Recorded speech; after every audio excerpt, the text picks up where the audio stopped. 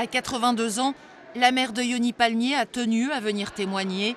« Jamais je n'abandonnerai mon fils », déclare-t-elle à la cour. C'est son dernier soutien, la seule qui lui rend visite en prison. Yoni est le dernier de ses 9 enfants, alors qu'importe s'il l'a frappé à coups de tabouret ou poignardé en 2004. « Mon fils est exigeant, il est nerveux », explique-t-elle. Il y a effectivement une relation extrêmement particulière entre M. Palmier et sa mère. Et elle admet qu'il était extrêmement exigeant. La compréhension du comportement de M. Palmier, c'est sur cette compréhension de cette exigence. Un fils qui, à 24 ans, exigeait de sa mère qu'elle lui remplisse le frigo, fasse le ménage et lui donne de l'argent, mais en rien violent, affirme-t-elle à la barre. Et ce coup de couteau, demande le président. Un moment d'énervement car j'avais refusé de lui obéir. Les 4 assassinats dont il est accusé, il dit qu'on lui a fait porter le chapeau, conclut-elle.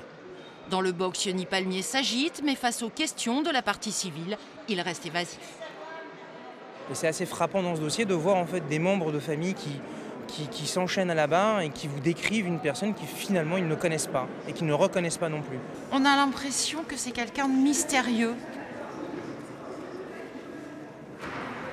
Pas de commentaire pour l'instant. Puis au mutisme succède l'énervement. « Vous me fatiguez grave », lâche-t-il à l'avocate générale. Les psychiatres qui ont expertisé Yoni Palmier l'ont décrit comme quelqu'un de replié sur lui-même, psychorigide, dépourvu d'affect et d'une grande méfiance. Le moins que l'on puisse dire, c'est que ce portrait collait parfaitement à l'attitude de l'accusé aujourd'hui. Un accusé qui est placé depuis 3 ans à l'isolement en détention, mais à sa demande.